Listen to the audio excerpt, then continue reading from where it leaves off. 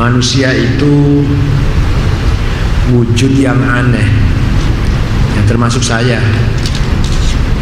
Anehnya, dari satu sisi manusia ini makhluk, artinya diciptakan oleh yang menciptakan.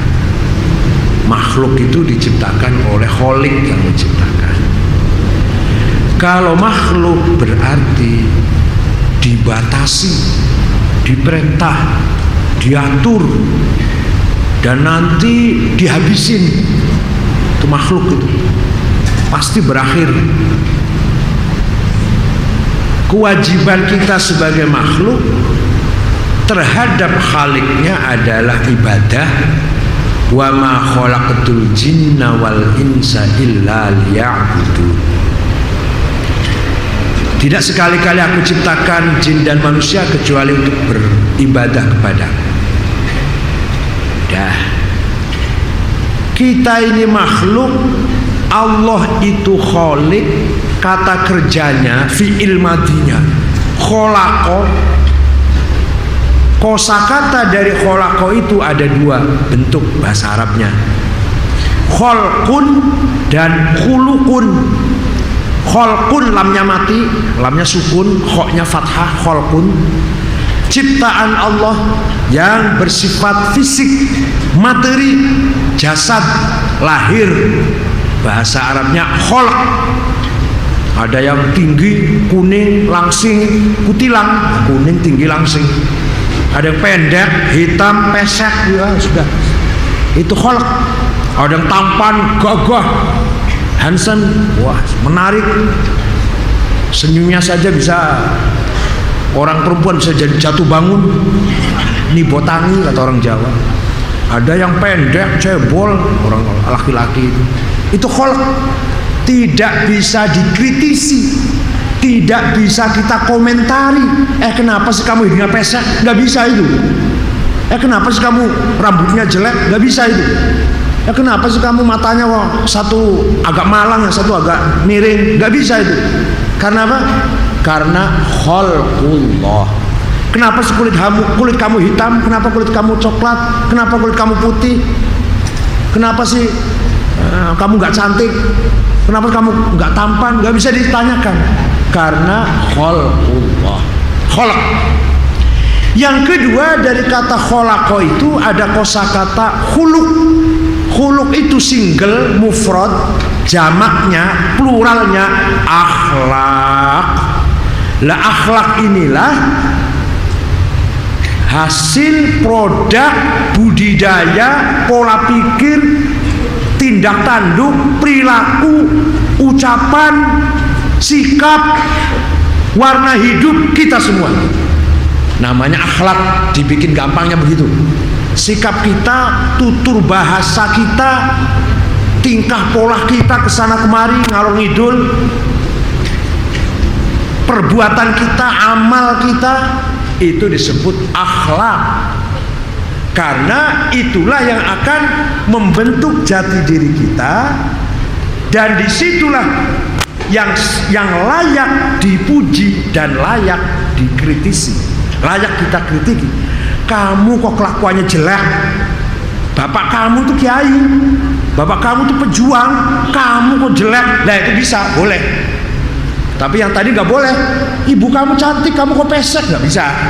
Ibu kamu tuh kuning, langsing, kamu kok pendek, hitam? Nggak bisa itu. Tapi kalau ibu kamu dulu rajin ngaji ke Sunda Kelapa, ahli sedekah, nggak pernah ke karaoke, ke tempat-tempat kayak gitu, kamu kok lah bisa itu. Karena akhlak, karena itu merupakan perilaku hasil produk pola pikir perilaku kita. Perilaku inilah, akhlak inilah, ini secara umum ya, akhlak secara umum ini. Akhlak artinya perilaku kita, sikap kita, pola pikir kita, gaya hidup kita, produk dari apa yang budidaya kita. Ini yang akan menjadi sejarah kita, sejarah manusia. Perilakunya orang Islam sudah barang tentu beda dengan perilakunya orang Kristen, Yahudi, Majusi, Hindu, Buddha, Konghucu. perilaku, pola pikirnya, gaya hidupnya, kesehari-hariannya pasti ada beda antara kita dan orang Kristen, antara kita dan orang selain agama Islam, non Muslim, pasti ada beda. Karena itu kemauan kita, pilihan kita, kehendak kita. Tapi kalau kholak bukan pilihan saya bisa hitam kayak gini, kemudian ganteng kayak gini kayak saya ini, bukan pilihan saya ini, nggak bisa dipuji, nggak bisa. Jadi kalau kebetulan saya kurang ganteng, jelek, ya nggak bisa dikritisin, karena bukan pilihan saya. Tapi kalau akhlak saya baik, silahkan ditulis dengan baik. Jelek, silahkan Anda katakan saya jelek atau saya tidak layak dipuji. Al-Quran mengatakan dalam suratnya apa? Cari sendiri ya. Kesenangan banget kalau surat sekian, ayat sekian, kesenangan. Udah saya tunjukkan, saya artikan, tunjuk, masya Allah. Cari sendiri. Wa huwallazi ja'alakum khalaifal ardi wa rafa'a ba'dakum fawqa ba'din darajat liyabluwakum fima atakum inna rabbaka sari'ul iqab wa innahu laghafurur rahim. Cari sendiri surat apa, ayat berapa? Allah menjadikan kamu. Ingat, saya pernah menjelaskan belum ya? Saya kira pernah. Di sini saya katakan bedanya kholako dengan ja'ala. Kalau kholako monopoli ciptaan Allah, kalau ja'ala walaupun subjeknya, pelakunya Allah, tapi ada intervensi kita. Tidak mungkin kita diam saja kemudian wujud sesuatu yang dikatakan ja'ala itu. Jodoh kholako, wa min ayatihi an kholakolakum min anfusikum azwaja kholako. Jodoh saya dapat istri saya itu kholako. Siapapun dan apapun gak bisa menghalangi. Tapi mawaddah wa sakinah ja'ala, wa ja'ala bainakum mawaddata wa rahmah.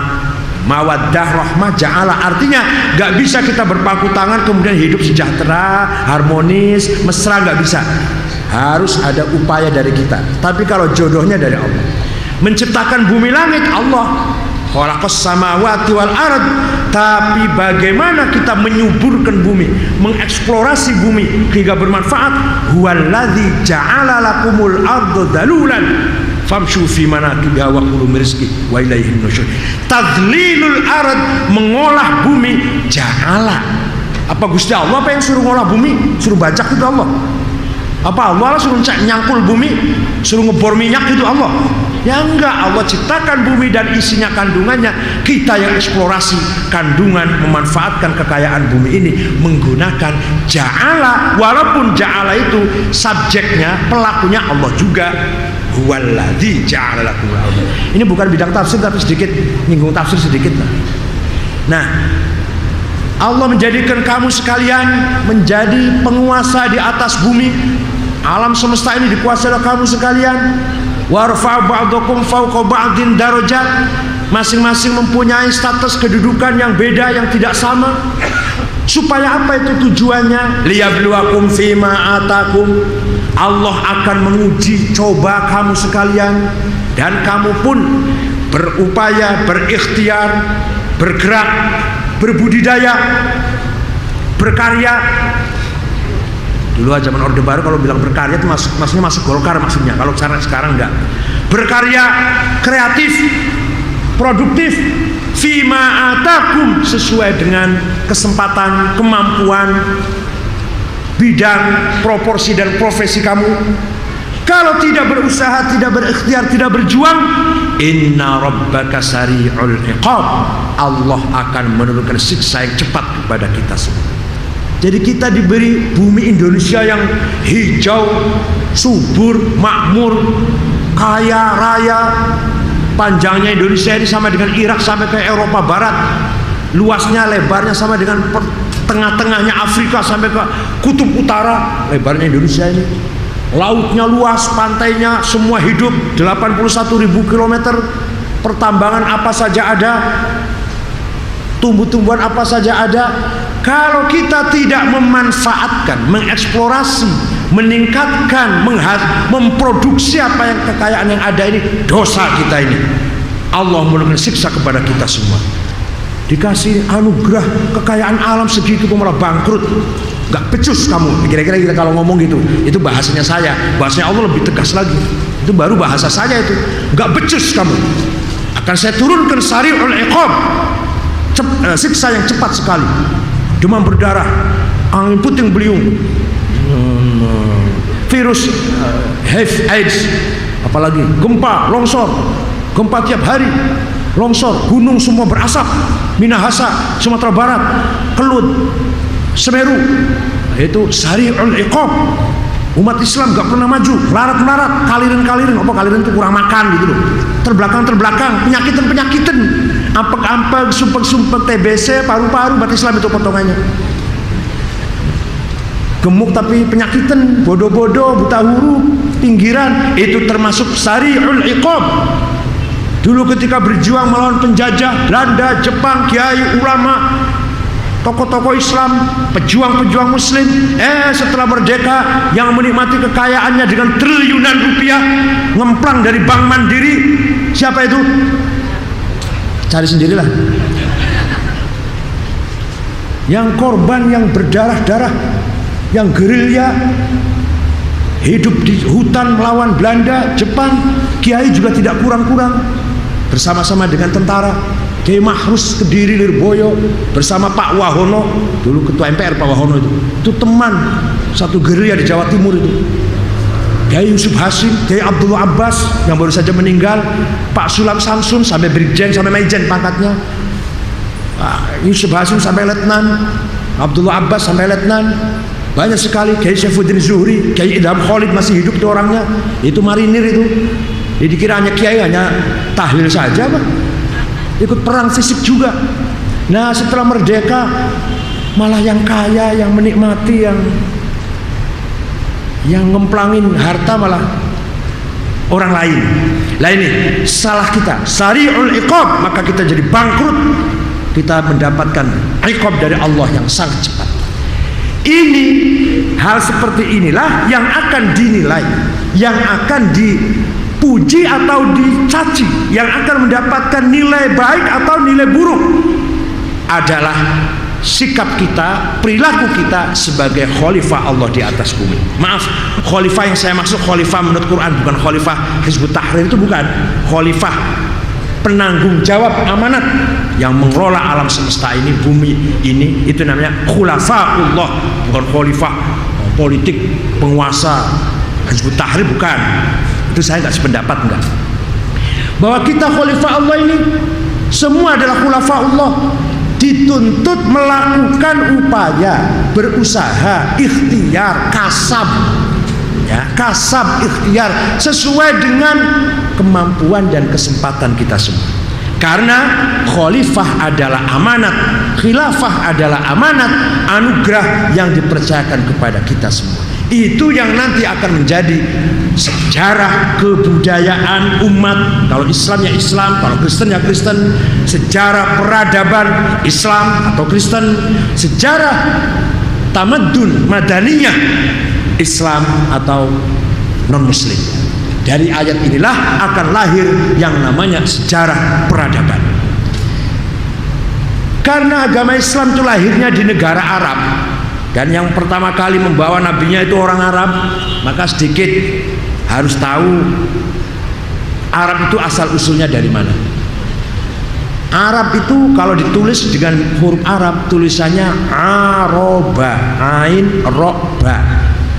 Itu apa artinya? Sebelum jadi nama bangsa, sebelum menjadi nama sebuah kelompok manusia, Aroba itu maknanya gelinding. Apa gelinding itu? Ya rodang gelinding. Maka bahasa Arab, orang Arab sehari-hari mengatakan mobil itu Arabiyah. Padahal kalau mau bahasa yang fasih sayyarah, tapi bahasa gaul sehari-hari Arabiyah. Gerobak yang ngangkut sampah itu Arabah, bahasa Arab sehari-harinya. Perubahan akhir dari huruf kata Arab Muhammadun, Muhammadan, Muhammadin, apa itu namanya? I'rab, mu'rab. Jadi kata Arabah itu asal mulanya maknanya berubah, gelinding, bergerak, nggak bisa diem. Maka bangsa Arab adalah bangsa yang tidak bisa diam, nomaden, selalu pindah-pindah. Tidak ada kaitan, tidak ada keterkaitan mencintai tempat kelahiran, gak ada. Jadi orang Arab, kalau orang Arab ketemu itu bukan kamu dari mana, RT berapa, kelurahan apa, kecamatan apa, kamu suku apa, marganya kamu apa, jamaahnya kamu apa, Al-Haddad, Al-Habsyi, As-Saggaf, Al-Attas, bukan kamu RT mana. Ini Arab aslinya loh, bukan Arab Indonesia, ini Arab yang sananya ini, yang aslinya. Karena sama sekali mereka tidak ada rasa hubungan, keterkaitan dengan tumpah darah itu nggak ada. Hidupnya berpindah-pindah sesuai dengan kondisi, ada air atau rumput atau tidak. Kalau air rumput ada, tinggal di situ. Airnya habis, rumputnya habis, kemah diikat, digulung, diikat, onta disiapkan, pindah cari air dan rumput yang ada. Maka disebut Arab gelinding. Jadi kadang ke barat, kadang ke timur, kadang ke selatan. Tinggalnya pun di padang pasir. Pasir dan padang, bukan pasir kayak kita. Pasir di sungai kalau kita. Kalau itu enggak, pasir di padang. Artinya apa? Di kosong.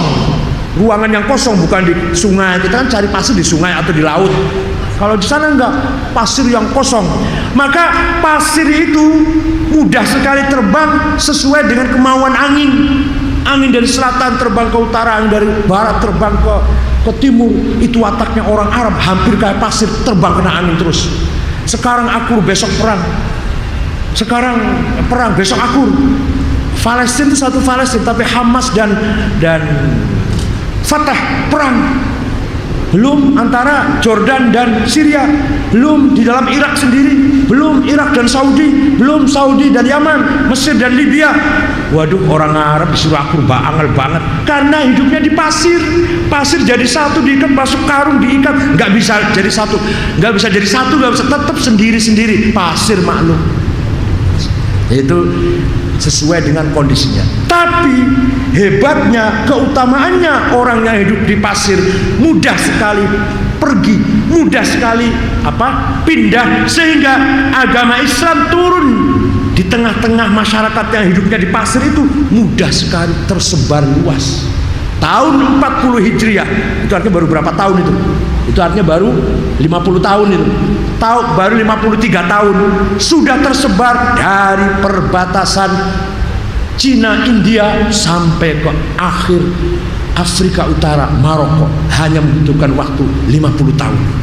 Coba kalau Islam datang di sini, di Jawa, 200 tahun baru sampai Lampung itu. Karena orangnya suruh berangkat males, tanahnya liat, lengket tanah liat itu.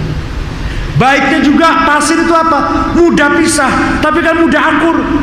Waktu wudhu berebut air di keran itu sampai pisu-pisuan, hakimah, kalbem, anjing, keledai, karena rebutan wudhu. Masuk sholat berjamaah, selesai sholat siuman, selesai, lupa sudah. Orang Arab itu. Ada anak muda ngebut, melanggar polisi lalu lintas, melanggar aturan, melanggar rambu-rambu, polisi kejar, setelah ketangkap turun, kef halak, apa kabar, ciuman, selesai sudah. Itu antar polisi dan itu Arab itu. Tapi kalau di Jawa, orangnya tidak mudah marah, tidak mudah misu-misu, tidak mudah mengucapkan kata-kata yang jelek. Tapi kalau sudah marah, 14 keturunan sampai diwasiatkan, kalau saya mati nak, jangan besanan dengan keluarga itu. Kenapa? Kalau dulu kakekmu yang ke-16, kakekmu yang nomor 16 itu dulu berantem dengan kakeknya dia yang nomor 16. Ambil wasiat. Jangankan lupa seketika, sampai diwasiatkan, ditulis. Semua keturunan saya jangan besanan, jangan ada pernikahan gitu loh dengan keluarga si A, karena dulu nenek moyang kita perang, karena mereka telah menyakiti nenek moyang kita. Masya Allah, Tuhan aja maha mengampuni, manusia rupanya nggak mau, lebih galak daripada Tuhan. Khotib juga sering lebih galak daripada Tuhan.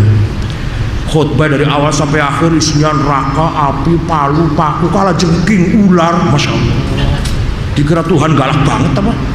Habis ada khotib yang galak itu, kemudian jamaah Jumat saya tanya, takut nggak pada Tuhan? Enggak tuh, saya takutnya pada si khotibnya itu yang nakut-nakutin terus. Hadirin yang saya hormati, jadi Tuhan nggak galak-galak banget. Kita manusia ini diwajibkan dakwah. Soal orang lain mau apa enggak urusan Tuhan. Kalau kita memaksa, nanti kita galaknya ngukuli Tuhan, galaknya lebih daripada Tuhan. Nanti kita maunya bakar-bakar terus. karena kita merebut masuk wilayah Tuhan, wilayah hidayah. Hidayah itu wilayah Tuhan. Orang mau dapat hidayah apa enggak terserah Tuhan. Kita wajibnya cuma tabligh, mengajak, dakwah. Mau Islam apa enggak, mau sadar apa enggak, hidayah dari Allah. Pamannya Nabi aja enggak masuk Islam, Abu Thalib, padahal dia membela, membackingi, mendampingi, mengamankan, tapi sampai mati tidak mau baca syahadat. Nabi kecewa, menyesal, menangis, turun ayat innaka la tahdi man ahbabta walakinallaha yahdi may yasha. Muhammad, masalah hidayah urusan saya, kamu cuma dakwah, kira-kira gitu. Jadi kalau kita sekarang di antara kita ada yang memasuki wilayah Tuhan, ingin memaksa orang lain agar dapat hidayah, nanti akibatnya orang itu, kelompok itu galaknya lebih dari Tuhan nanti. Kalau Tuhan masih mendingan nggak begitu galak. Hadirin yang saya hormati, nah, jadi budaya peradaban itu adalah hasil produk apa yang telah kita upayakan sesuai dengan kemampuan kita semua. Sejarah sebelum datangnya Islam, bangsa Arab bukan merupakan sebuah bangsa, tapi manusia yang berkelompok-kelompok yang suka pindah. Arab keturunan Ismail, Ismail anak Ibrahim bin Azar, hidup di kota Ur-Kildah atau Ur-Kasdin kata orang Kristen, negara Babilonia, Babil. Rajanya namanya Nabukhadnezzar. Suatu ketika Ibrahim menghina Tuhannya mereka, menghina berhala, akhirnya disiksa oleh Nabukhadnezzar, dibakar tapi selamat. Ya narukuni bardaw wa salam ala Ibrahim, wahai Ibrahim, seandainya tidak ada kata wasalaman dan menyelamatkan, hanya jadilah kamu pendingin, niscaya Ibrahim mati kedinginan oleh api. Percaya tak orang kayak itulah caranya. Jadi api itu nggak bisa membakar kecuali dengan kehendak Allah. Kalau Allah mengatakan ya naru, wahai api, kuni, jadilah kamu bardan, pendingin, jadi pendingin malah. Seandainya jadi Nabi Ibrahim malah dingin di dalam api itu. Seandainya tidak ada wasalaman dan menyelamatkan Ibrahim, Ibrahim mati kaku kedinginan oleh api. Mbuh paham tak orang? Itu adalah mukjizat. Kemudian Ibrahim setelah terjadi itu hijrah, dibawa seluruh keluarganya. Istrinya namanya Sarah atau Sarai. Hijrah ke barat jauh sampai menjumpai sungai Jordan, Nahrul Urdun. Nyebrang sungai dengan selamat, tanpa jembatan, tanpa perahu, tanpa sarana apa-apa, selamat. Menyebrang itu disebut abaro, menyeberang, ya'buru, ya. Setelah Ibrahim dengan keluarga menyeberang sungai Jordan dengan selamat, maka dipanggil, dijulukin Ibrani, penyeberang, Hebrew, Ibrani. Begitu sampai di Palestina, menyeberang sampai ke Palestina, Ibrahim kemudian meneruskan perjalanan ke Mesir. Karena istrinya mandul, nggak punya anak, istrinya itu nggak bisa hamil, nggak bisa punya anak, maka Ibrahim segera kawin lagi, nikah lagi dengan perempuan cantik dari Mesir namanya Hajar. Dan Sarah sangat ikhlas ketika Ibrahim nikah lagi. Rupanya jamunya TL, tembak langsung, cespleng kuku bima. Istri muda langsung hamil, 9 bulan lahir anak laki-laki namanya Yishmail. Yishma itu mendengar, il Tuhan, il atau Elohim, itu bahasa Ibrani. Ibrahim sendiri maknanya bapaknya umat. Ib itu bapak, Rohim itu umat. Punya anak laki-laki dari istri Hajar namanya Yishmail. Yishmail itu mendengar, il Tuhan. Setelah menjadi bahasa Arab Ismail. Orang Banyumas Ismail. Istri muda punya anak, istri tua belum punya anak, istri tua cemburu. Maka Allah memerintahkan agar Ibrahim hijrah, bawa itu pergi sana, pindah istri muda dan anak yang baru lahir, bawa pindah jalan ke selatan. Ibrahim nurut apa kata perintah Allah, jalan keluar dari Palestina, dibawalah istri yang masih muda dan anak yang baru lahir beberapa hari ke selatan jauh, sampailah pada tempat biwadin ghairi dzi zar'in 'inda baitillahil haram. Sampai pada jurang, yang jurang itu tidak ada air setetes pun, tumbuh-tumbuhan satu batang pun, rumput satu aja nggak ada di jurang itu. Setelah didatang di jurang itu, Allah memerintahkan kifhuna Ibrahim, berhenti di sini. Baru saja istirahat sebentar, Allah perintah Ibrahim agar kembali ke utara, kembali ke istrimu yang tua itu, Sarah itu. Nah, istri muda, anak baru lahir gimana? Tinggal di jurang itu. Ya Allah, kalau saya nggak mau itu. Nabi Ibrahim mau saja, kalau saya demo itu langsung pasang spanduk protes, saya bayar 50.000 satu orang. Allahu Akbar, pakai baju koko, diikat kepalanya kain putih, tulis Allahu Akbar 50.000. Kalau mau tambah 100.000 ganti, bukan Allahu Akbar, Sami Allahu liman hamidah. Kalau 100.000 tergantung bayarannya berapa. Tidak lama Ismail yang kecil itu menangis kehausan, kelaparan. Hajar mencari air. Kalau ada air di Gunung Sofa, kalau ada air di Gunung Marwah, bolak-balik Sofa Marwah dengan jalan yang terjal, bukan kayak sekarang. Kalau sekarang marmer AC, zam-zamnya di kanan kiri, termos zam-zam. Dulu enggak ya gunung itulah kayak gitu, ya gunung. Bolak-balik tidak berhasil menjumpai air. Ternyata Ismail, si bayi Ismail tadi, kakinya menghantam-hantam bumi, keluarlah air sumur yang sampai sekarang tidak pernah berkurang, jangankan habis.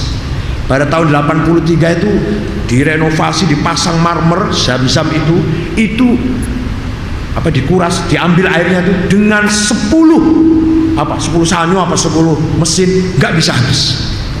Susah banget untuk mengurangi air, mau membangun pasang marmer sampai ke bawah tahun 83.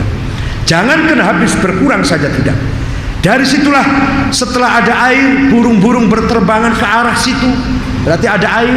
Ada salah satu suku Arab asli, yaitu suku Jurhum dari selatan, melihat ada burung berterbangan ke arah tertentu, berarti ada kehidupan. Dia ikutin, betul ada air di situ. Datanglah suku Jurhum, meringkas cerita, Ismail besar, telah besar nikah dengan salah satu perempuan dari suku Jurhum, punya cucu, punya anak, punya cucu, punya cicit, punya cucu yang ke-6, 2 yang terkenal namanya Adnan dan Kohton. Adnan setelah besar menjadi pemimpin Arab Utara, orangnya tinggi, besar, putih, gagah kayak Raja Fahad itu dari utara. Saddam Hussein itu dari utara itu, presiden yang dari utara gagah-gagah. Yang satu lagi Kohton, tinggalnya di selatan, orangnya pendek, kecil, hitam. Nah itu Arab Tanah Abang. Nah itu dari Hadramaut, dari selatan, turunan Kohton. Kalau yang utara Adnan, Rasulullah dari utara, tinggi, besar, kuning. Kalau dari selatan pendek, kecil, hitam. Tapi nggak apa-apa, ini memang buktinya kayak gitu, Rasulullah. Jangan marah. Adnan punya anak Ma'ad punya anak Nizar punya anak Mudar punya adik atau punya kakak Robi'ah. Mudar tinggal di Arab Utara Barat, namanya Hijaz. Robi'ah tinggal di Arab Utara Timur, namanya Najd. Yang sekarang Riyadh dan sekitarnya Najd itu turunan Robi'ah. Kalau Mekah, Madinah, Jeddah namanya Hijaz. Rasulullah turunan Hijaz. Kemudian Mudar punya anak Ilyas punya anak Mudrikah. Mudrikah laki-laki, Bu, bukan perempuan, laki-laki. Mudrikah laki-laki. Dikira ada hanya perempuan. Orang Tegal itu kalau punya anak lahir bulan Sapar, maka jangan dikasih nama yang ada hanya, nanti rezekinya amblas. Jangan kasih nama Hasanah, orang Tegal, tanya orang Tegal, nanti rezekinya amblas terus. Jadi namanya siapa? Casingkem. Nah itu nanti rezekinya berhenti. Mudrikah punya anak Kinanah punya anak Huzaimah punya anak Nadar punya anak Malik punya anak Fihir inilah yang disebut, dipanggil Quraisy karena beliau sukses dalam berdagang, mengembangkan kurs artinya uang. Orang yang sukses dagang berarti sukses mengembangkan uang, kurs, maka dipanggil Quraisy. Itu Fihir, nama aslinya Fihir, nama panggilannya Quraisy, orang yang banyak ahli memanage uang dan banyak uangnya. Fihr punya anak, Ghalib punya anak, Lu'ay punya anak, Murrah punya anak, Ka'ab punya anak, Kilab punya anak, Qusay punya anak, Abdu Manaf punya anak, Hashim punya anak, Abdul Muttalib punya anak, Abdullah punya putra, Muhammad Rasulullah sallallahu alaihi wasallam. Nanti Abdul Manaf punya adik Abdul Samad punya anak Umayyah punya anak Harb punya anak Abu Sufyan punya anak Muawiyah. Itulah yang perang antara Ali dan Muawiyah, dinasti Bani Umayyah dan Bani Hashim, masih satu keturunan. Jadi yang perang itu yang paling ramai kalau satu keturunan. Kalau orang luar banget kurang ramai. Jadi kalau bertengkar yang paling enak itu tunggal ipar, tunggal mertua, itu paling serem itu. Paling serem orang bertengkar itu sama-sama menantunya satu orang bertengkar, itu paling serem itu. Kalau bertengkar dengan orang jauh cepet akur. Jadi kalau yang bertengkarnya itu sama-sama satu mertua, itu lama itu nanti sampai anaknya ponakannya nggak akur-akur. Hadirin saya hormati. Yang saya maksud sejarah peradaban di sini nanti dalam 10 kali pertemuan tidak akan hanya berbicara perang Badar, perang Uhud, perang Ahzab, perang Fathu Makkah, perang Hudaybiyah. Bukan hanya itu. Sejarah peradaban adalah produk hasil apa yang telah dibangun, disumbangkan oleh umat Islam untuk membangun peradaban manusia selama hidup di dunia ini. Bukan hanya cerita perangnya. Kita ini sering sekali orang kalau cerita sejarah Islam cerita perangnya saja, perang Badar, perang Uhud, perang Ahzab. Yaitu ya memang nyata ada perang, tapi mbok cerita jangan perangnya saja, akurnya juga diceritakan. Perangnya terus. Nah, bukan hanya perang peradaban itu. Apa yang telah dihasilkan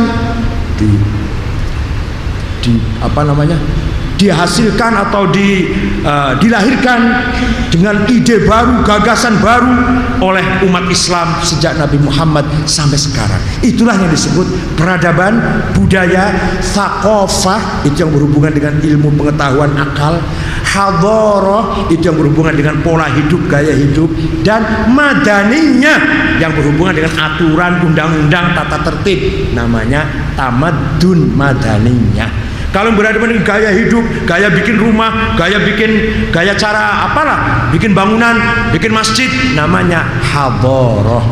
Kalau ilmu pengetahuan apa yang dilahirkan oleh umat Islam, ilmu apa saja, namanya thaqafah. Itu bahasa Arabnya gitu. Nah, kalau sastra, seninya, syair-syairnya, musiknya, namanya adab, peradaban. Itu bahasa Arabnya begitu. Hanya kalau bahasa Indonesianya kurang, peradaban, kebudayaan, udah selesai. Kalau Arabnya ada 4, thaqafah, hadharah, tamaddun, dan adab. Bahasa Arabnya nanti cirinya sedikit-sedikit. Pertama yang harus kita ketahui adalah Islam membawa peradaban. Islam bukan hanya membawa akidah dan syariah, itu ya, akidah dan syariah ya, tapi bukan hanya itu. Bahkan masalah syariah kadang dalam Al-Quran cuma sekali disebut, tapi yang namanya akhlak, yang namanya ilmu pengetahuan, yang namanya kita harus berpikir, setiap surat ada. Contohnya cepet nih, biar jangan lupa. Memakai jilbab di Qurannya cuma sekali doang, sekali wungkul, marotan wahidatan fakot kalau mau bahasa Arab. Jadi perintah pakai jilbab di Quran hanya 1 ayat, tapi perintah akhlak, perintah agar kita menegakkan keadilan, menuntut ilmu pengetahuan, saling cinta mencintai, hormat menghormati, saling memaafkan, yang muda menghormati yang tua kasih sayang dengan yang muda, yang kaya jangan bakhil, jangan pelit. Itu bulat-bulat di kepalanya jangan 2, 1 cukup lah. Kalau 2 bakhil banget itu. Kucirnya nggak ngarep gurih, depan belakang ada kucirnya, itu bakhilnya sakole itu. Itu jangan bakhil, harus santun. Itu setiap surat. Tapi kalau ayat jilbab cuma sekali. Allah berfirman, wa kadzalika ja'alnakum ummatan wasata litakunu syuhada'a 'alan nas wa yakuna ar-rasulu 'alaikum syahida. Islam diturunkan ini ada visi, ada al-ghayatul quswa, ada high politik, dasolen. Ghayatul uswanya adalah ummatan wasaton. Wujudnya umat yang modern, umat yang berilmu pengetahuan, umat yang sejahtera, maju, disiplin, solid, kompak, umat yang mempunyai jati diri, harga diri sebagai umat yang wasaton. Supaya apa? Litakunu syuhada'a 'alan nas, agar umat Islam menjadi umat panutan, menjadi percontohan. Kalau kita ingin baik itu loh, umat Islam tirulah. Kalau kita ingin sukses, ingin tentram, ingin aman, ingin masyarakatnya sejahtera, semua berpendidikan, semuanya sehat-sehat, tampan-tampan, cantik-cantik, itu loh umat Islam contohnya. Litakunu syuhada'a 'alan nas. Bukan sama sekali Allah menciptakan umat Islam, bukan tugas kita, visi misi kita menjadi umat yang ekstrim, radikal, galak, sadis, tukang ngobrak-ngabrik warung. Bukan itu tujuan umat Islam diciptakan oleh Allah. Litakunu ummah syuhada 'alan nas, menjadi contoh percontohan umat yang ideal, umat yang mapan, yang mustaqarrun wa mata'un, yang kokoh dan sejahtera, yang sehat dan berpendidikan, yang maju, taat peraturan, taat undang-undang, taat tata tertib, sadar hak dan kewajibannya antara penguasa dan yang dikuasai, antara si kaya dan si miskin, antara yang tua dengan yang muda, antara yang pandai dengan masyarakat awam, antara yang sedang lagi dinas maupun yang lagi diatur.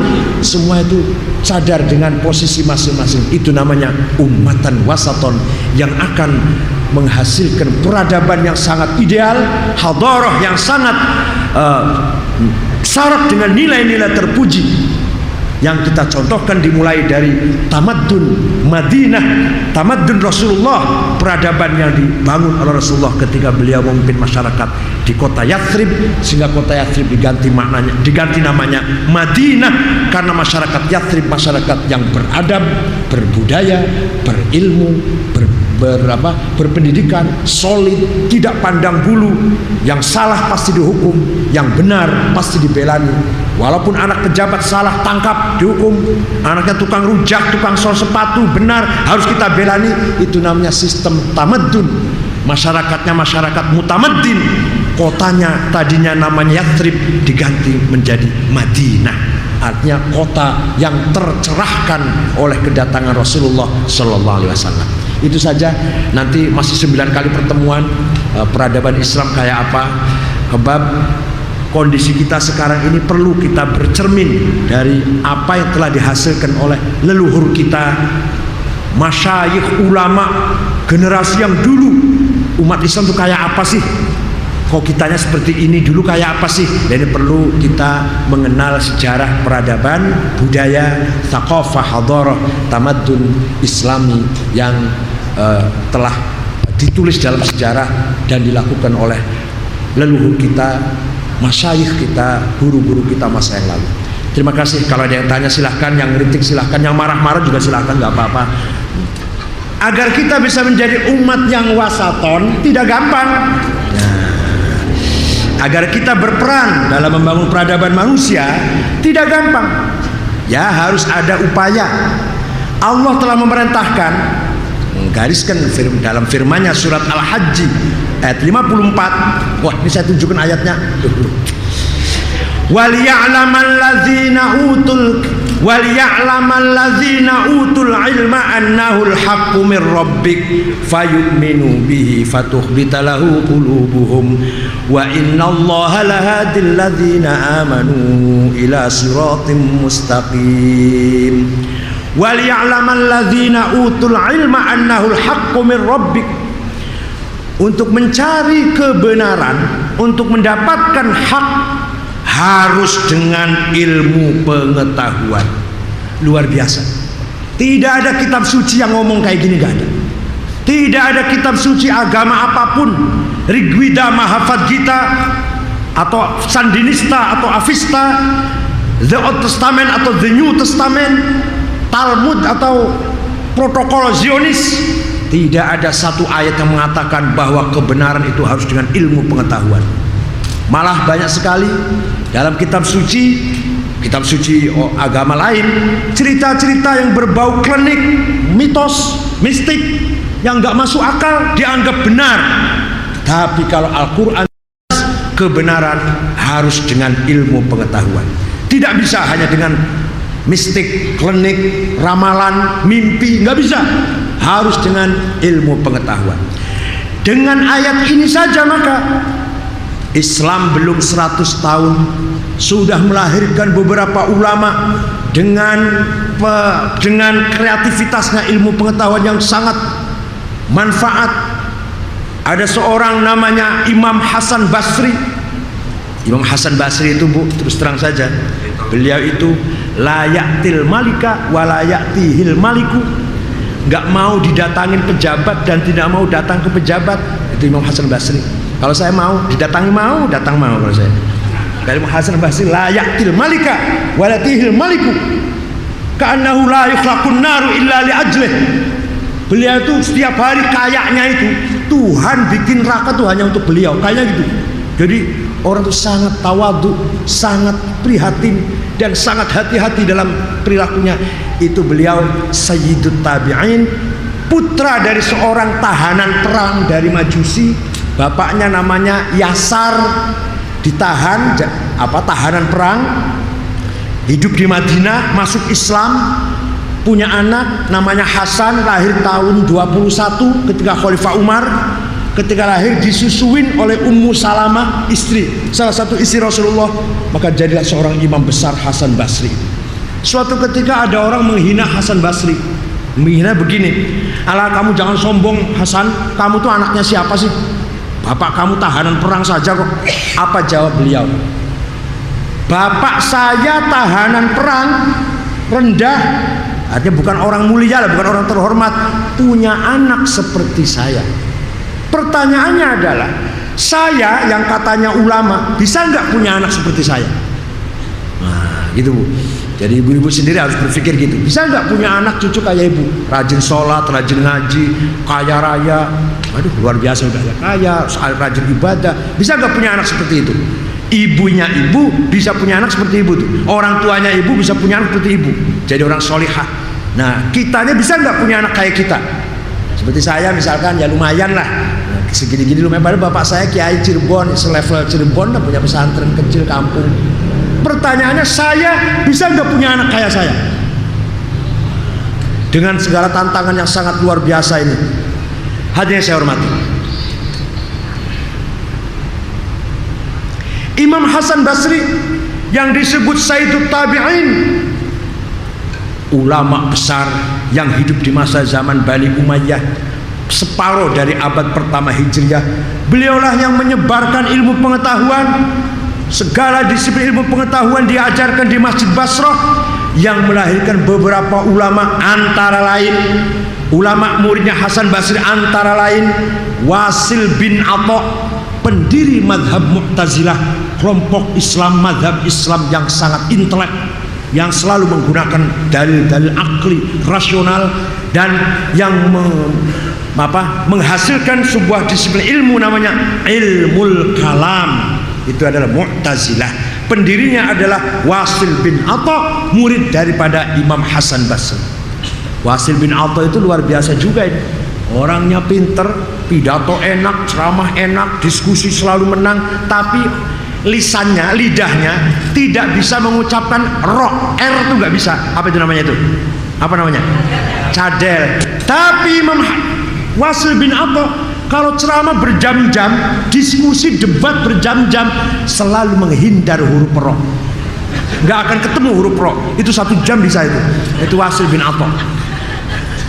Maka beliau sangat terkenal, seorang ulama yang cerdas, jenius, dan pernah mengislamkan orang Majusi. 1 kali debat 6.000 orang masuk Islam. Beliaulah pendiri madhab Mu'tazilah, madhab yang menggunakan akal dalam memahami Islam. Di antaranya hasil karyanya adalah sebuah ilmu kalam. Nah, Islam baru 100 tahun, belum 100 tahun, baru beberapa puluh tahun di ujung akhir abad pertama sudah melahirkan ulama seperti Hasan Basri, yang salah satu muridnya adalah Wasil bin Atha. Nah, 2, murid Hasan Basri adalah juga ulama ahli hadis, Sufyan bin Uyainah, dan banyak lagi, Abil Aliyah, ulama ahli hadis yang menseleksi hadis mana hasan, mana dhaif, mana sahih, mana mungkar, murid daripada Hasan Basri. Imam Hasan Basri juga punya murid, seorang sufi, seorang yang arif billah, seorang yang warok, zuhad, ubad, yang selalu beribadah. Juga beberapa murid Hasan Basri seperti Abu Sufyan Ats-Tsauri dan Fudail bin Iyad, itu murid-muridnya Imam Hasan Basri. Jadi agama Islam baru 60 tahun 70 tahun sudah melahirkan tokoh sentral ensiklopedik yang luar biasa. Agama lain, maaf, bukan saya menghina, bukan, enggak pernah, bukan niat menghina, bukan. Agama Kristen 225 tahun mengadakan muktamar konsili di Nikia. Apa yang dibahas? Bukan masalah ilmu, bukan masalah peradaban. Yang dibicarakan masih adakah Yesus itu Tuhan atau bukan. Itu sudah 225 tahun. Yang dibicarakan bukan ilmu apalah, kemajuan peradaban, bukan. Yang dibahas masih Yesus itu Tuhan atau bukan. Perdebatan dalam konsili Nikia antara Athanasius dari Alexandria dengan Arius tauhid bahwa Yesus bukan Tuhan. Athanasius mengatakan Yesus itu anak Tuhan. Tapi penguasa Raja Konstantin yang menguasai Romawi Timur cenderung kepada yang mengatakan, yang berpendapat Yesus adalah Tuhan, yaitu pendapatnya Athanasius. Maka jadilah muktamar memutuskan, menimbang, mengingat nomor sekian, garis miring nomor sekian, maka muktamar memutuskan Yesus adalah anak Tuhan. Jadi Tuhan itu diangkat oleh muktamar, enggak ketua NU saja dan muktamar ketua Muhammadiyah, enggak ketua partai, bukan. Ini Tuhan diangkat oleh muktamar konsili Nikia tahun 225 Masehi. Setelah Yesus jadi Tuhan, lah muncul lagi persoalan. Kalau sudah Allah Tuhan, Yesus Tuhan, masyiahnya, kehendaknya satu atau dua. Taubeat nacernya satu atau dua. Kalau sudah satu atau dua, masyiah, kehendaknya satu atau dua. Muktamar lagi tahun 400 sekian di Makedonia, di Kaledonia, menghasilkan pecah dua. Ada yang mengatakan Bapa dan Anak itu satu tabiat tapi dua kehendak. Ada yang mengatakan satu tabiat dan satu kehendak. Pecah menjadi antara Kristen yang diakui oleh negara dan mazhab Maronit yang sekarang ada banyak di Libanon. Itulah perpecahan atau perkembangan pola pikir dalam agama Kristen. Kalau di Islam masalah la ilaha illallah Muhammadur Rasulullah selesai semenjak Rasulullah wafat, sudah selesai. Tinggal yang dikembangkan oleh umat Islam generasi mendatang bukan lagi masalah Allah Tuhan apa tidak, Muhammad Rasul atau bukan, tapi bagaimana mengembangkan ilmu pengetahuan peradaban. Maka seperti saya katakan, tidak ada dalam kitab suci apapun, kitab suci yang mengangkat, menjunjung tinggi ilmu pengetahuan. Bahkan ulama yang berilmu sangat dipuji, sangat mendapatkan pujian, sanjungan oleh Al-Quran, kitab suci itu. Hadirin saya hormati para jamaah, oleh karena itu kita jangan menganggap, kalau ada yang masih menganggap bahwa umat Islam mundur karena Islam, salah. Umat Islam mundur ya karena manusianya. Islamnya hebat, manusianya, sayanya lah yang jelek. Nah, orang Kristen kok maju? Bukan karena Injilnya, bukan karena gerejanya, bukan karena romo dan pendetanya, tapi karena manusianya kreatif, produktif, dinamis, berilmu, maju orang Kristen. Bukan karena Kristennya. Umat Islam kitab sucinya luar biasa, peradabannya dalam sejarah sangat luar biasa. Tapi kitanya yang sekarang krempeng, kropos, kerdil, penakut, takut melarat, takut nggak makan, mau mengatakan kebenaran aja takut digeser, takut dipecat, takut dimutasi, takut dibenci, takut nggak laku, macam-macam takut. Mau ngomong ceplas-ceplos takut amplopnya kecil. Jadi ngomongnya apa minta, tergantung pesanan. Nah itu kembali kepada kitanya, bukan Al-Quran dan bukan Islamnya. Oleh karena itu kitab suci Al-Quran yang menarik dipelajari dengan mendalam. Amerika itu namanya Harvard. Itu ulil absor yang jil itu kemarin pulang, yang jaringan Islam liberal, Mas Ulil, menantunya Gus Mustafa Bisri, cucunya Mbah Muhammadun, kiai besar dari Pati, mbahnya itu sekarang di Amerika, di Harvard. Pulang dari Amerika, mengadakan pertemuan di hutan kayu, mengatakan bahwa di sana di Universitas Amerika banyak sekali para orientalis yang menekuni kitab Ihya Ulumuddin karangan Abu Hamid Al-Ghazali. Banyak sekali orang-orang Amerika itu yang menekuni, mendalami, memahami kitab Ihya karangan Imam Ghazali. Orang Jakartanya supaya dikatakan modern, supaya dianggap intelek modern, nggak doyan kitab Ihya, maunya kitab putih yang beli di emper toko di Tanah Abang itu. Kalau Ihya kan belinya di Mekah. Lah ini, ternyata setelah Ulil pulang, saya diundang waktu bulan puasa oleh anak buahnya Jil, jaringan Jil itu. Saya disuruh bicara tentang Ihya dan sekitarnya, tentang Imam Ghazali dan sekitarnya. Ini loh, tidak ada dalam kitab suci apapun yang mendorong umat manusia agar berilmu pengetahuan. Tahun 100 lahir seorang jenius, tahun 100 Hijriah, wafat 161 Hijriah, seorang yang sangat jenius, abqori, namanya Jabir bin Hayyan Al-Azdi. Jabir bin Hayyan dari suku Azd. Dialah pencipta, penemu teori Al-Jabar. Maka ilmunya dinamakan Al-Jabar dari nama penemunya, yaitu Jabir bin Hayyan Al-Azdi. Yang nanti Al-Jabar itu akan menghasilkan kemajuan ilmu matematik dan seterusnya, yang nanti akan jadi komputer, jadi internet. Ini dari cikal bakalnya Al-Jabar itu dulunya sebagai pelengkap matematik yang sudah ada ketika itu.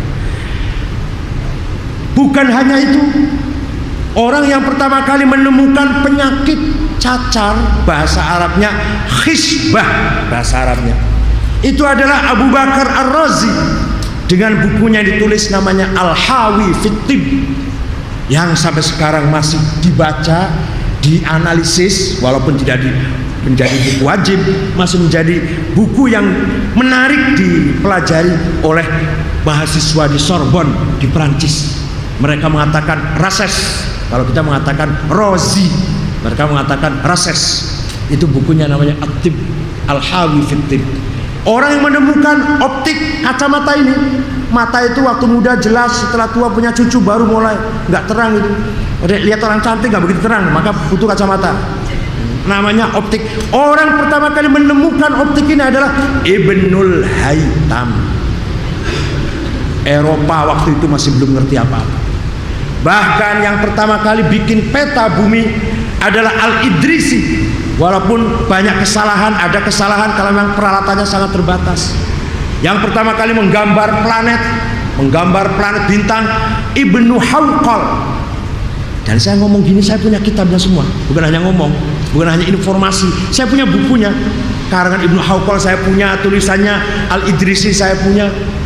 Yang pertama kali bikin pandom pengarah, penunjuk arah, siapa? Majid bin Ahmad, yang nanti akan menjadi perkembangannya akan menjadi sistem navigasi. Itu dari pandom. Asal mulanya orang Islam supaya di laut tahu kiblat mana supaya sholatnya benar. Itu yang pertama kali menciptakan, namanya Majid bin Ahmad. Bahkan Vasco da Gama bisa dari India muter benua Afrika, hampir binasa, sampai menginjak kakinya kota Calicut di India menggunakan pandom yang diciptakan oleh orang Islam. Ada dalam sejarah itu.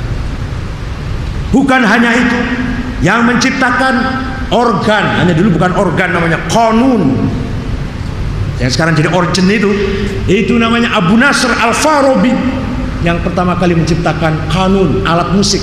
Saya punya kitabnya namanya Al-Musiq Al-Kabir, The Big of Music, Abu Nasr Al-Farabi.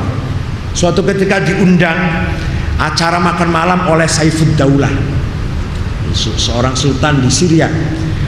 Makan-makan, keluar penyanyi main gambus. Kata Al-Farabi, kata kiainya, nggak enak itu nyanyi, nggak enak main gambusnya. Loh, kiai bisa tak? Bisa, coba. Akhirnya coba sini gambusnya saya pegang. Gambusnya disetel, dia nyanyi, orang senang, ketawa semua. selesai satu lagu istirahat, makan dulu, istirahat dulu, nyanyi lagi, orang nangis semua karena sedih lagunya.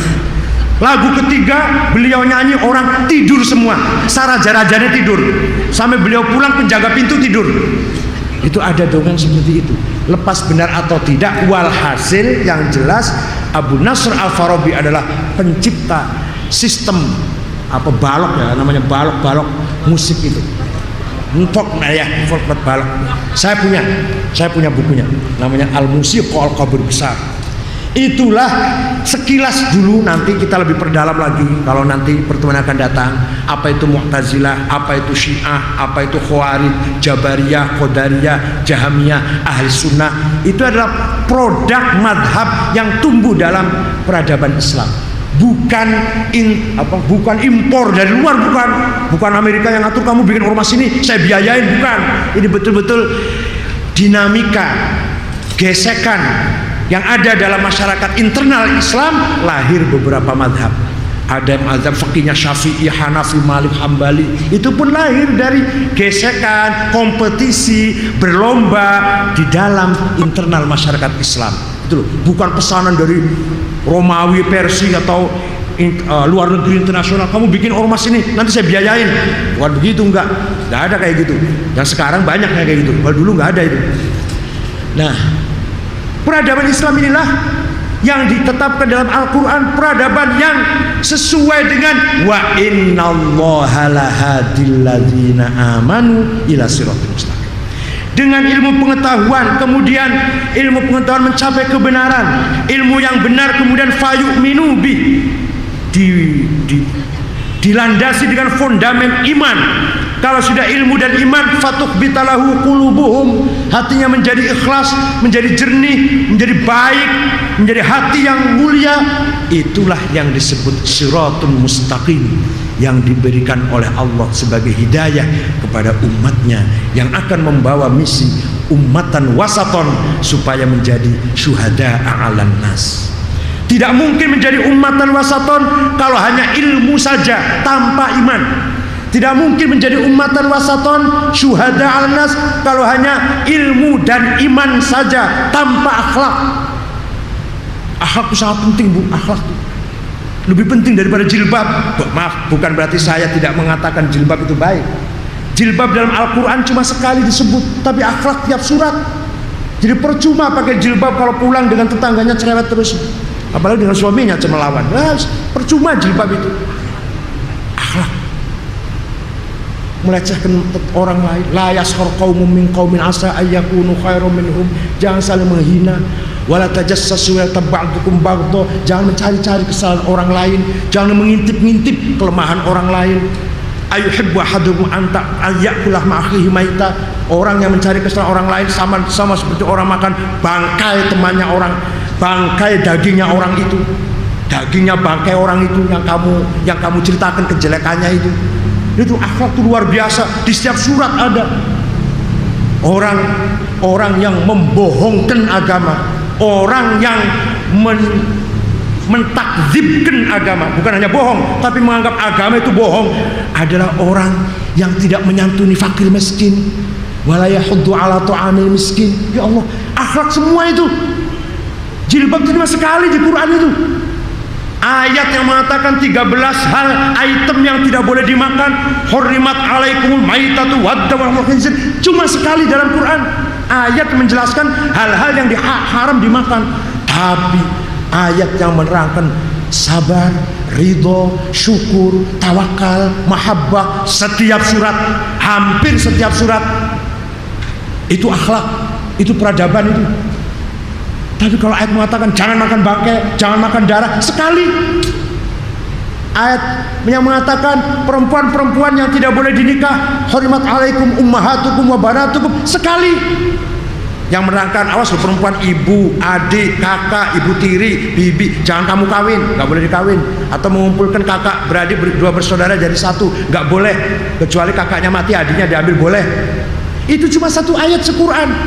Tapi ayat yang mengatur ikhlas, sabar, warok, menganggap dunia ini kecil, harus berpihak kepada kebenaran hak, Itu yang setiap surat ada. Artinya kesimpulannya bahwa kita jangan terjebak hanya dengan simbol, hanya dengan simbol formalistik Islam. Memang kopiah ini penting, jilbab juga penting, tapi siapa tahu kopiah saya ini adalah kain untuk menipu sampean.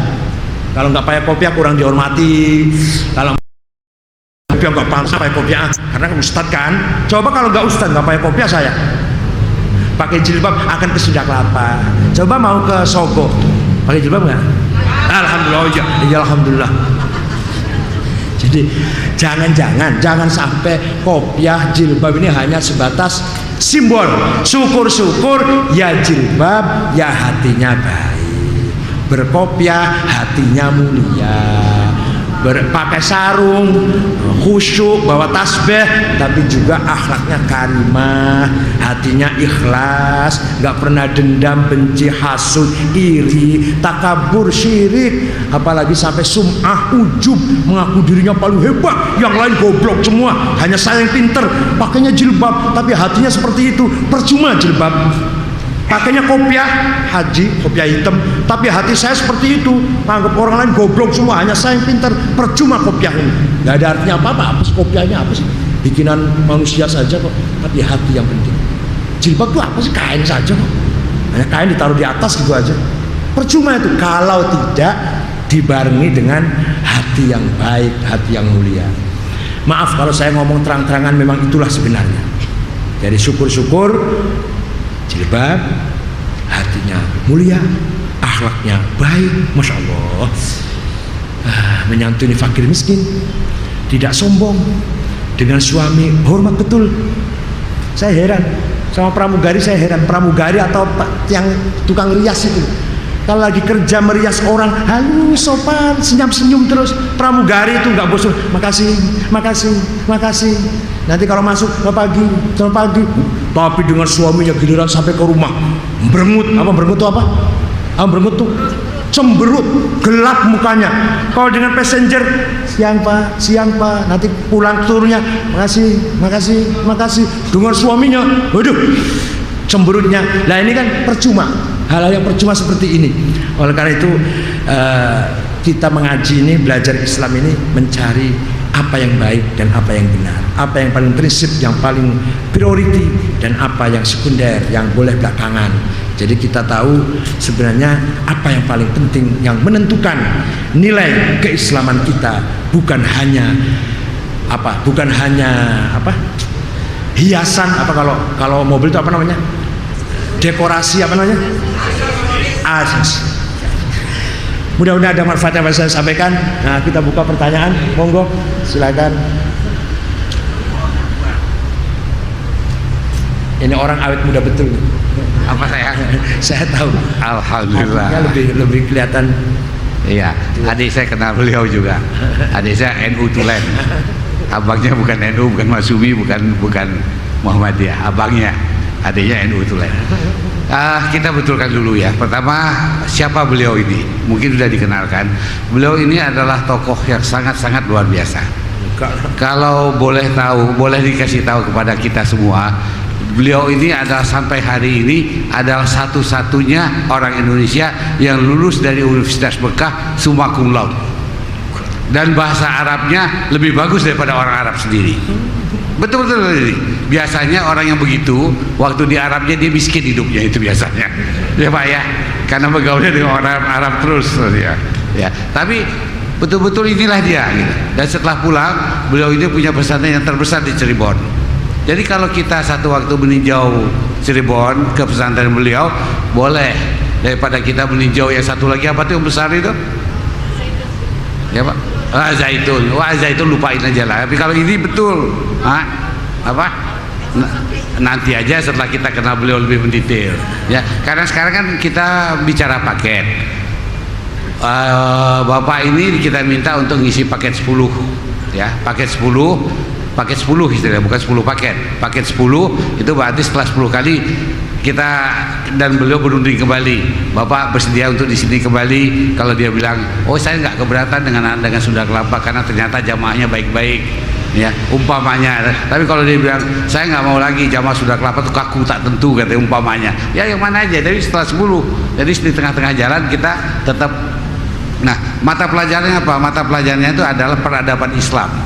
Peradaban Islam itu artinya dimulai dengan saat Islam itu hadir dan saat zaman Nabi Muhammad sampai dengan sekarang. Tapi terutama pada saat awal-awal Islam itu kita yang muda-muda, saya juga 66 itu muda loh Pak ya, artinya ya. Adinda berapa saya? 54. Ini beliau 54. Dan itu berarti 12 tahun beda sama saya. 12 tahun itu kalau urutan Cina ya itu satu generasi. 12 kan. Saya kalau di Cina itu tahun ular, beliau pun tahun ular artinya. Karena bedanya sama 12 tahun. Bapak pernah tahu ya gitu? Enggak ya. Jadi kita belajar betul-betul tentang sejarah tentang peradaban Islam itu, saya kira ini pelajaran yang sangat-sangat menarik. Karena kita selama ini nggak pernah tahu. Kita lebih banyak bicara bagaimana menjalankan belajar tentang sholat, tentang ilmu fikih, dan perkembangan selanjutnya siapa-siapa yang orang-orang pintarnya kita nggak tahu betul. Tapi kita meralat sedikit ucapan beliau bahwa yang namanya Yahimuddin ya Imam Ghazali punya, di sini kita belajar. Alhamdulillah. Jadi nggak usah Amerika, Sunda Kelapa juga lakukan itu. Sudah 3 tahun Pak. Ya. Sehingga sekarang gurunya kewalahan. Gurunya Pak Nasaruddin. Pak Nasaruddin itu pernah cerita, Nasaruddin Umar pernah cerita kepada salah seorang, saya mesti cerita apa lagi ya di Sunda Kelapa ini katanya. Karena dia udah merasa penuh, nggak ada lagi yang mesti sampai dia sampai cerita, saya kayaknya mesti masuk sekolah lagi ini. Beliau masih ingin masuk para Madinah untuk ngambil short course supaya bisa ngajak jamaah Sunda Kelapa. Jadi dengan kata lain jamaah Sunda Kelapa ini ya boleh-boleh lah. Tapi kalau dengan beliau jangan coba-coba mencoba itu. Ilmunya jauh. Bahasanya bahasa kayak saya. Plos, tapi gayanya gaya Jawa Timuran. Orangnya Cirebon, ya. Jadi dengan gitu, jadi kalau jamaah-jamaah bertanya apapun, insya Allah semua bisa dijawab. Tapi saya nggak kembali dalam rangka mengisi waktu, kita atur begini Pak. Bapak sampai dikasih waktu sampai 7:30 ya. 7:30 kita kasih waktu tanya jawab 15 menit kalau bisa ada. Kenapa? Kalau sudah itu kita usahakan kita sholat sehingga jam 8 kita selesai. Kenapa? Jamaah kalau Bapak terlalu pendek, ini jamaah ini ada yang datang dari Kebayuran, dari Kedoya, ada dari Kedoya, ayah dari Selipi, ada yang kadang-kadang dari Kerawang, pokoknya banyak dari mana-mana. Sehingga menurut saya kalau Bapak kependekan, apalagi ceramah Bapak ini bakal menarik terus menerus. Saya tahu betul itu ya, karena bakal menarik, lebih bagus kesempatan untuk beliau berbicara kasih lebih panjang daripada kita bertanya. Kalau Bapak setuju, nanti tetap tanya seperti tadi, tanya jawab hanya boleh 15 menit ya. 15 menit sistemnya gini Pak, jangan satu pertanyaan langsung Bapak jawab, kumpulin ini dulu set, karena rata-rata pertanyaan itu mirip-mirip kok. Nanti Bapak jawabannya satu kali jawab. Nah, ya, saya kira itu saja. Dan sekarang Wendy supaya maju untuk menampung pertanyaan daripada jamaah. Dan untuk hari ini berarti kita kasihlah 15 menit lagi boleh. Tapi kita kalau bisa jam 8, 8:05, 10 kita udah selesai semua ya. Dan ini jamaah masih pendek, masih sedikit ini Pak, karena mereka masih ragu-ragu siapa. Karena tadi malam tuh pengumumannya salah. Inilah orang Sunda Kelapa kadang-kadang ngomongnya tuh tanpa konsultasi lagi, dia bilang hari ini Bapak ini katanya. Oh gitu katanya. Kalau dibilang Bapak yang datang lain ceritanya. Assalamualaikum warahmatullahi wabarakatuh.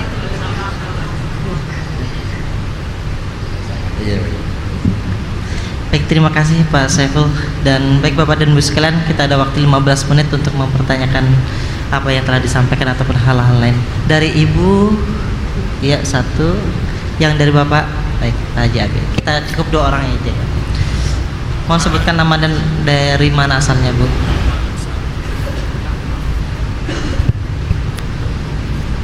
Terima kasih. Assalamualaikum warahmatullahi wabarakatuh. Saya Bu Sayekti dari Cipinang. Siapa Bu? Ibu Sayekti dari Cipinang. Ya, silakan. Yang mau saya tanyakan Pak mengenai surat Al-Mu'minun ayat 56. Di situ apa berlaku ayat 56. Bunyinya 5 dan 6. Oh, 5 dan 6. Yang bunyinya mungkin Bapak tahu ya Pak ya. Pak lebih tahu. Itu apakah berlaku untuk sang majikan perempuan dan budak laki-laki? Dan untuk sekarang ini, apakah pembantu rumah tangga itu termasuk konteks itu, Pak? Terima kasih. Ya baik, makasih Ibu Sayati. Selanjutnya silakan Pak Diabe. Assalamualaikum warahmatullahi wabarakatuh. Waalaikumsalam. Saya Abi Suryono dari Menteng Atas, Minangkabau, Pak. Pak Profesor, mengenai peradaban Islam ini menarik sekali. Saya mohon maaf, Pak, dalam beberapa saat ini boleh jadi pengertian saya salah. Jadi begini, kalau kita melihat Imam Samudra dengan segala keyakinan dia, ngebom Bali, kemudian ada bom Kuningan dan sebagainya, itu mungkin hampir sama dengan pembunuh Ali bin Abi Thalib, seorang yang hafiz Al-Quran, ahli Qiyamul Lail, saum, ilmu pengetahuan agamanya luar biasa, akhirnya membunuh Khalifah Ali bin Abi Thalib. Itulah ketiadaan keseimbangan antara ilmu ukhrawi dengan duniawi. Pertanyaan kami, apa yang seharusnya dilakukan bagi jamaah pertama dan juga pengurus yang kedua, terutama Sunda Kelapa itu, agar tidak ada satupun jamaah di Sunda Kelapa ini makin memahami Al-Quran, makin menjadi teroris, Pak.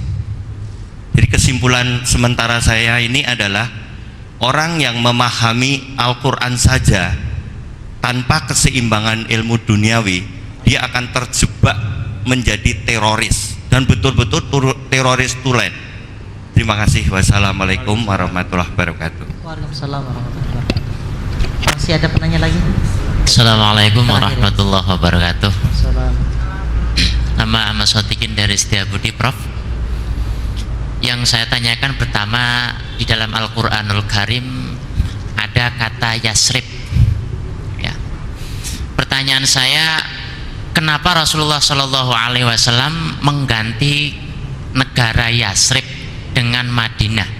Padahal kalimat Madinah dalam Al-Quran saya belum pernah menemukan, ya. Itu yang pertama. Yang kedua, di dalam Al-Quran sendiri ada di dalam surat Al-Ahzab mengatakan ya ayyuhan nabiyyu taqillah, ya. Pertanyaan saya, apakah ada nabi yang kira-kira ketakwaan kepada Allah Subhanahu wa taala itu kira-kira, ya, pemahaman saya kira-kira agak mau melenceng, Prof. Terima kasih. Assalamualaikum warahmatullahi wabarakatuh. Waalaikumsalam. Udah. Baik, silakan Pak.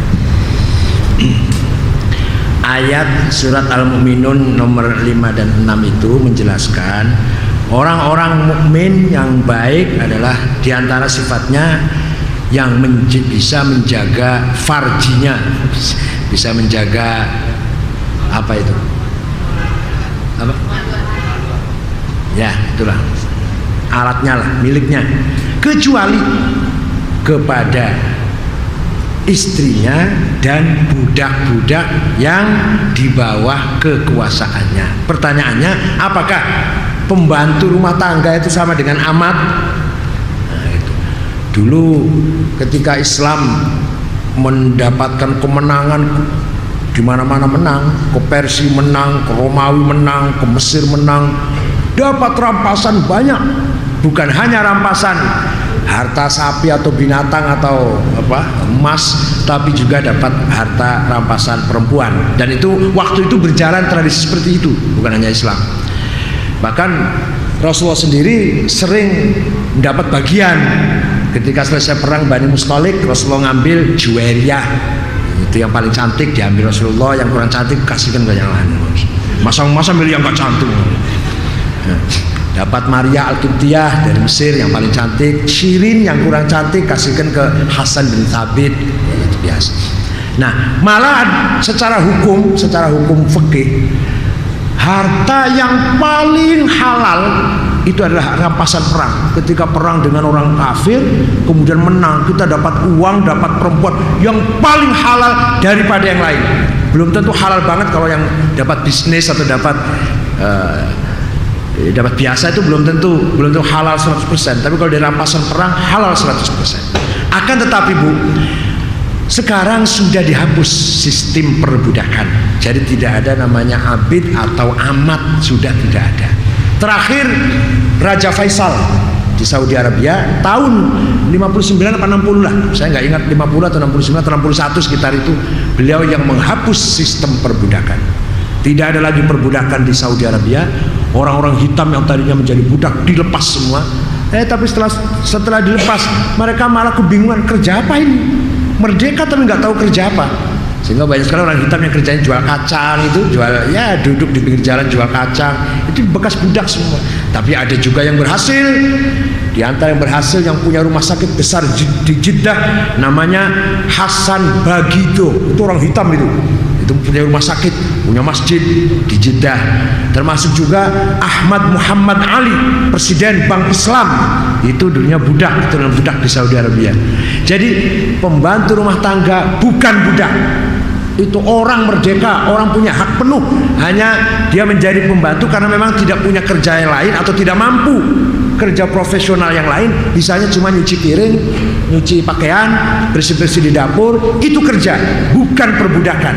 Sesuai dengan kerjaannya kita bayar, sesuai dengan kontrak kemupakatan, dan sama sekali haknya harus kita jaga seutuh-utuhnya, hak, bukan budak. Kalau budak itu boleh dikeloni, sama dikawin, dikeloni, halalun toyibun itu. Boleh dijual, boleh dipinjem, boleh digadekan, itu budak. Namanya sistem perbudakan. Walaupun Islam ada yang kritik, Islam tidak melarang perbudakan, betul? Karena waktu itu tradisi perbudakan di dunia sangat kental. Romawi kayak apa, Spartacus dan sebagainya dalam cerita-cerita itu. Di Arab juga perbudakan luar biasa. Tapi di Quran banyak sekali pelanggaran hukum Islam ditebus dengan membebaskan budak.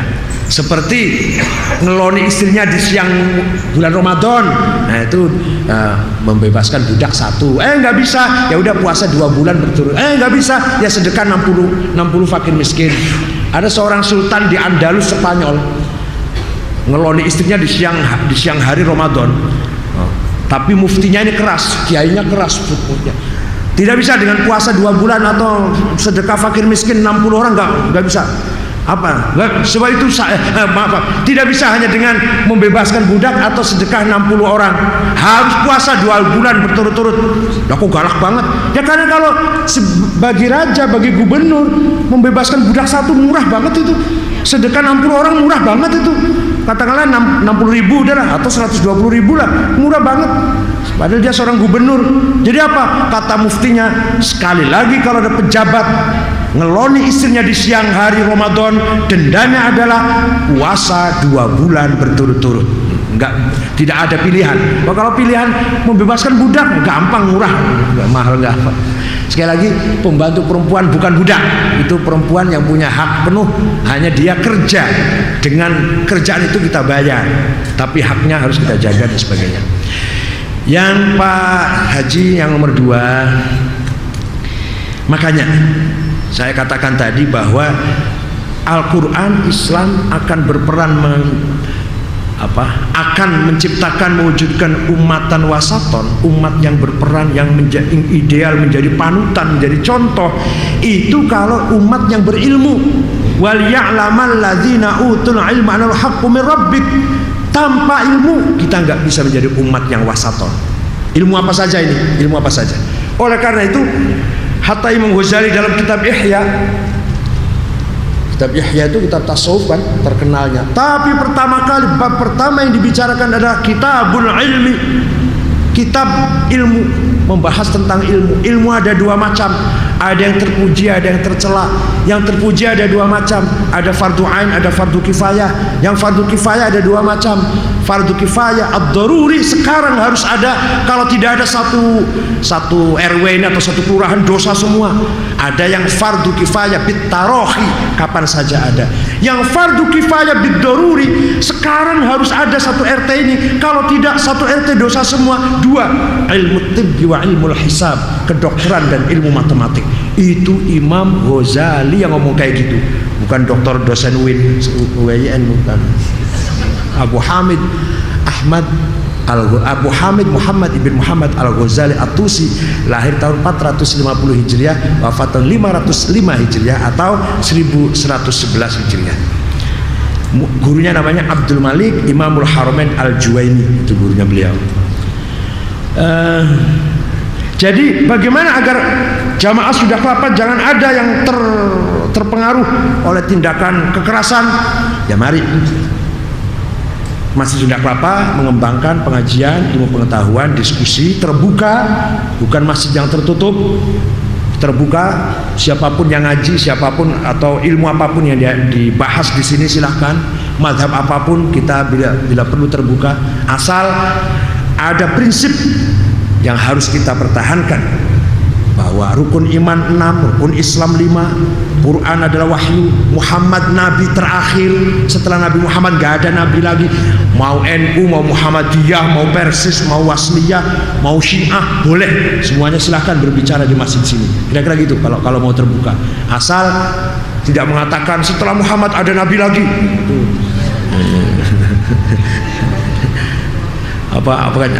Enggak usah sholat, cukup sekali dalam sehari semalam diem sholatnya. Nah itu udah luar biasa kalau itu. Nah, tapi kalau semuanya NU, Muhammadiyah, Persis, Wasliyah, Matul Anwar, BKMT, apalah, silakan semuanya sama. Oleh karena itu sekali lagi Masjid Sunda Kelapa harus meningkatkan sisi ilmu pengetahuan agar bisa bersaing, dan bukan bersaing, agar supaya bersama-sama dengan masjid yang lain membangun kebesaran Islam di Indonesia dari sisi thaqafah, dari ilmu intelektualitas dan ilmu pengetahuan. Dari pertanyaan Mas Solehin, kenapa tadinya memang namanya Yathrib, karena yang bangun kota itu namanya Syekh Yathrib ibn Laud bin Amlik ibn Sam ibn Nuh. Itu yang bangun kota Yathrib. Nama orang namanya Yathrib, cicitnya Nabi Nuh. Yathrib ibn Laud ibn Amlik ibn Sam ibn Nuh. Nah ketika Nabi Muhammad masuk ke kota Yathrib, Nabi membangun masyarakat yang mutamaddin, masyarakat yang modern, masyarakat yang menjunjung tinggi kebenaran, tidak pandang bulu etnis atau agamanya apapun.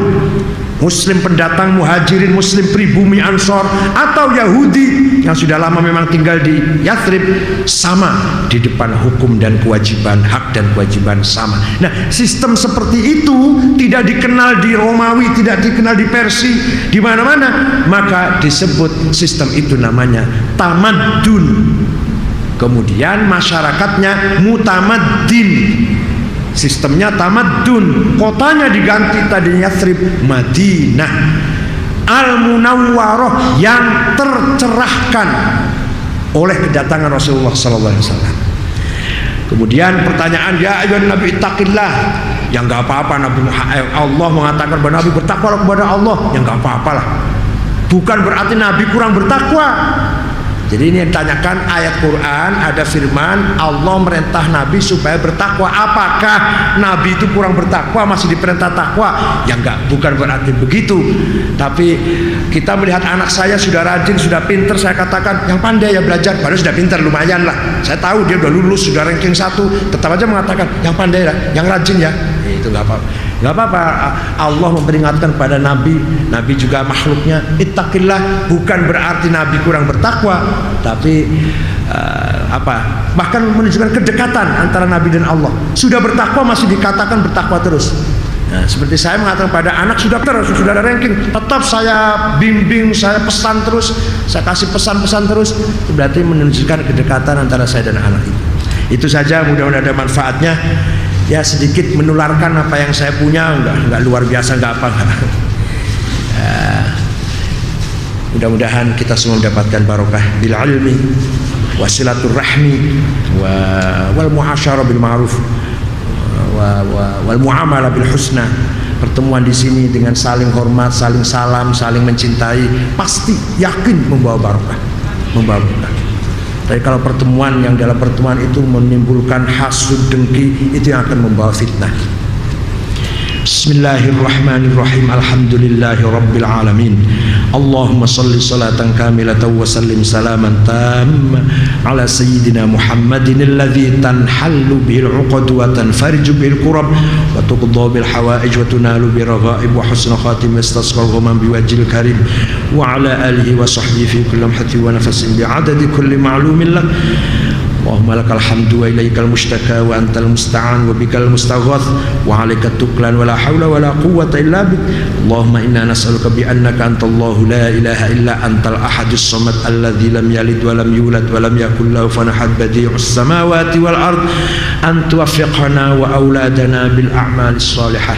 Ya Allah, kami memohon dengan asmamu yang maha ahad, maha as-samad, dan Engkau yang zat yang lam yalid walam yulad walam yakul lahu kufuwan ahad, kiranya Engkau memberi taufik kekuatan kepada kami dan anak-anak kami untuk beramal soleh, wa antahfadhuna wa iyyahum minal hammi wal gham wal marad wal saqam wal balaya wal mihan wal fitan wa anta ja'ala lana farja wa makhraja fi umurid dunya wal akhirah. Ya Allah, perkenankanlah Engkau menjaga kami dan anak-anak kami dari segala musibah, bencana alam, penyakit menular, fitnah dunia maupun fitnah akhirat. Rabbana khtim lana bil Islam wal iman waj'al 'inda intihai ajalina min hadhihi dunya akhir kalamina. Ya Allah, berilah kemudahan kepada kami di akhir hayat ajal nanti ketika tiba, kami mudah. Akhir kalimah kami ucapkan adalah kalimat la ilaha illallah Muhammadur Rasulullah. Rabbi yassir wa la tu'assir.